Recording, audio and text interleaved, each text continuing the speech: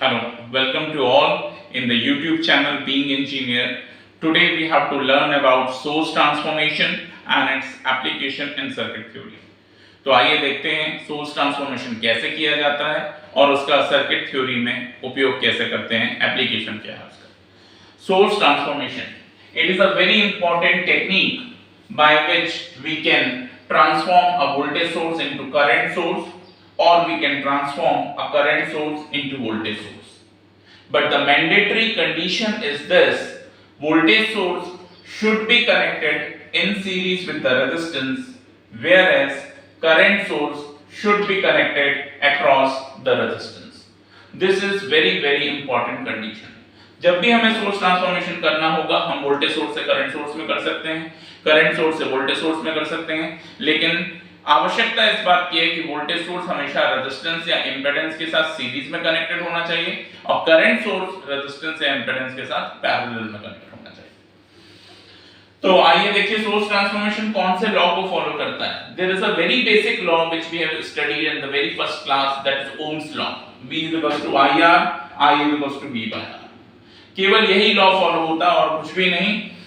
Voltage source हमें पता है करंट सोर्स में कन्वर्ट करना है, रेजिस्टेंस उसके साथ सीरीज में कनेक्टेड है। आप लिखेंगे V = IR, I = V by R।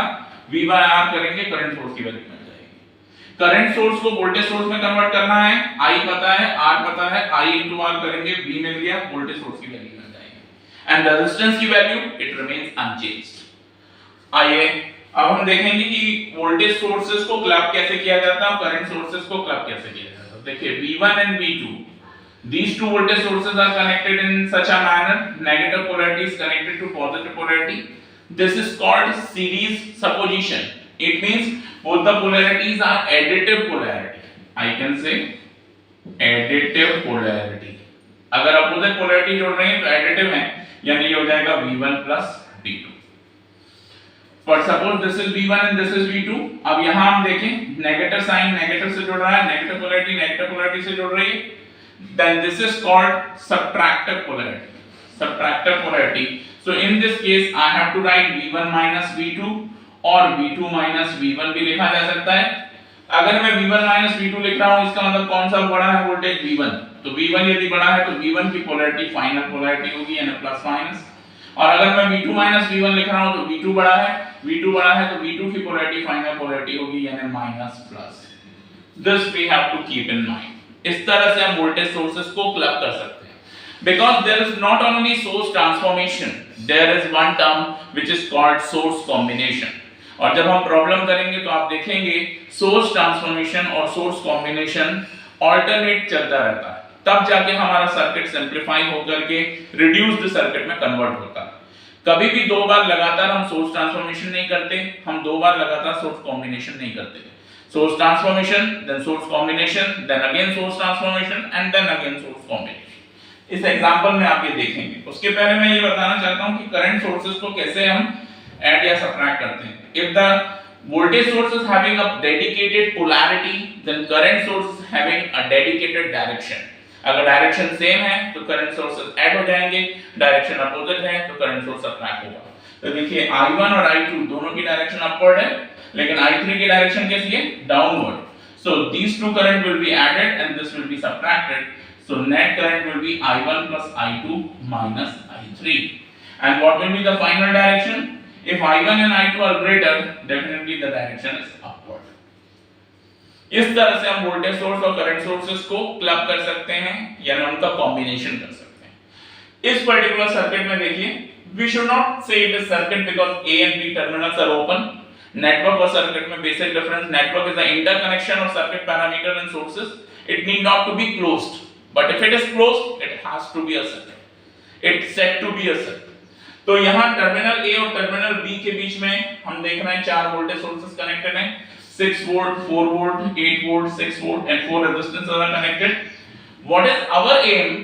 Our aim is to reduce this particular circuit or we have to convert this particular circuit into single voltage source or single current source problem। तो आइए देखें कैसे कर सकते हैं हम इसको source transformation से। ये वोल्टेज सोर्स है, ये रेजिस्टेंस है, ये वोल्टेज सोर्स है, ये रेजिस्टेंस है। पहली बात तो ये, क्या हम इन दोनों वोल्टेज सोर्सेस को कंबाइन कर सकते हैं? आंसर है नहीं, क्योंकि वोल्टेज सोर्सेस हमेशा सीरीज में कंबाइन होते हैं और करंट सोर्सेस हमेशा पैरेलल में कंबाइन होते हैं। ये बात बहुत इंपॉर्टेंट है। तो यहाँ पे वोल्टेज सोर्सेस कैसे लगे हैं? पैरेलल में, वी कांट क्लब देम। ये भी वोल्टेज सोर्स कैसे हैं? पैरेलल में, we can't club them, but we can transform them. Why? Because this voltage source in series with resistance and this voltage source is also in series with resistance. तो मैं इसका source transform कर सकता हूँ। Direction कैसी होगी source transformation में? मैं आपको एक बात बता दूं कि यदि पॉजिटिव पोलैरिटी ऊपर है तो डायरेक्शन इज ऑलवेज अपवर्ड, और अगर पॉजिटिव पोलैरिटी नीचे है तो डायरेक्शन शुड बी डाउनवर्ड। तो आइए ओम्स लॉ लगाइए। V upon R 6/2, it is 3 ampere. What should be the direction? Upward. And this resistance of 2 ohm connected in parallel. Similarly, we can transform this 4 volt and 2 ohm. What is the current?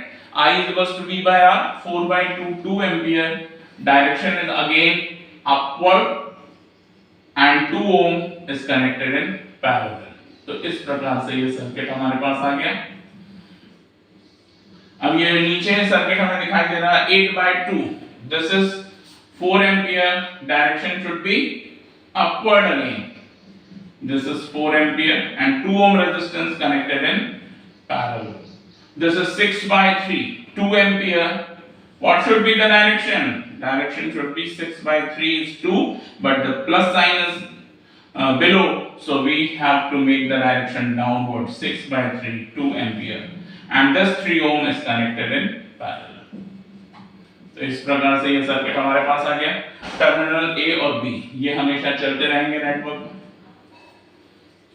अब हम बात करते हैं, अभी हमने एक बार transform लगाया यहां से यहां, I am writing capital T means transformation. अब क्या हम इन दो वोल्टेज सोर्स का ट्रांसफॉर्म, इन दो करंट सोर्स का ट्रांसफॉर्म कर सकते हैं? आंसर है हां, कर सकते हैं। लेकिन जब हम इसका सोर्स ट्रांसफॉर्म करेंगे तो हम वापस इसी नेटवर्क में आ जाएंगे, वोल्टेज सोर्स से करंट सोर्स और करंट सोर्स से वोल्टेज सोर्स, यानी प्रॉब्लम हमारा वहीं का वहीं रहेगा, आगे नहीं बढ़ पाएगा। इसलिए अब हम यहाँ पे क्या करेंगे? कॉम्बिनेशन। और जैसा कि हमने देखा current sources can be combined in parallel combination, तो ये पैरेलल कॉम्बिनेशन है। तो if the directions are same they will be added, if the direction are opposite they will be subtracted. 3 + 2 5. So what will be the net current? 5 ampere, 5 ampere, and 2 ohm and 2 ohm in parallel. What it will be? 1 ohm. We can simply say 1/R1 plus 1/R2 equal to 1/R. Or otherwise, if n resistance each of R ohm are connected in parallel, what is the net? R/n. And if n resistor each of R ohm are connected in series, what is the equivalent? N into R. So we can use that also. 2 और 2 1 हो गया। अब ये नीचे देखेंगे 4 ampere और 2 ampere, directions are opposite, so the net current will be 4 minus 2 is 2 ampere, and 2 और 3 parallel में कितना हो जाएगा? ये 2 3 जा 6/5. we can also write 1.2 ohm, 6/5 or 1.2 ohm. ठीक है, because if two resistance are in parallel and they are different, we have to use R1 into R2 upon R1 plus R2. अब ये हमारे पास सर्किट आ गया। तो इस प्रकार हम देखेंगे कि सर्किट में सोर्सेस की संख्या तो कम हुई है और रेजिस्टेंस की संख्या भी कम हुई है। पहले रेजिस्टेंस 4 थे, वोल्टेज सोर्स भी 4 थे। जब हमने ट्रांसफॉर्म किया करंट सोर्स 4 हुए, रेजिस्टेंस भी 4 हुए। लेकिन जब हमने कंबाइन किया तब करंट सोर्स 2 है, रेजिस्टेंस भी 2 है। लेकिन अब इन दोनों करंट सोर्स को फिर से क्लब नहीं किया जा सकता, ठीक है, because current source can be clubbed in series. तो हम इसको एक बार फिर से ट्रांसफॉर्म करते हैं। तो देखिए ट्रांसफॉर्म, यहां से यहां हमने क्या किया है? कॉम्बिनेशन। और अब हम फिर से ट्रांसफॉर्म करने जा रहे हैं। अब इस करंट सोर्स का ट्रांसफॉर्म किस में होगा? वोल्टेज सोर्स में। 5 1 जा 5, ohms law, V = IR, polarity plus minus 5 volt, 1 ohm in series. Similarly 2 into 6/5 यानी 2.4, so this will be plus minus 2.4 volt और 1.2 ohm in series। इस तरह से आगे ये टर्मिनल A है हमारा, ये टर्मिनल B है। और अब आप देख सकते हैं कि दोनों वोल्टेज सोर्स किस तरह से कनेक्टेड हैं सीरीज में। पोलैरिटी कौन सी? एडिटिव है कि सबट्रैक्टिव? नेगेटिव पॉजिटिव से जुड़ रही है, मतलब एडिटिव पोलैरिटी है। So we can add them, what it will be? 5 plus 2.4 is 7.4 volt. A resistance can also be added in series. 1 and 1.2 is nothing but 2.2 ohm. So this is the equivalent. इसे हम क्या नाम दें? इसे हम कह सकते हैं single voltage source equivalent of this problem. तो ये जो नेटवर्क था जिसमें 4 वोल्टेज सोर्स और 4 रेजिस्टेंसेस कनेक्टेड थे, हमने इसको सिंपलीफाई किया और सिंपलीफाई करने के बाद एक ऐसी स्टेज में पहुंच गए जिसमें सिर्फ एक वोल्टेज सोर्स और एक रेजिस्टेंस कनेक्टेड है।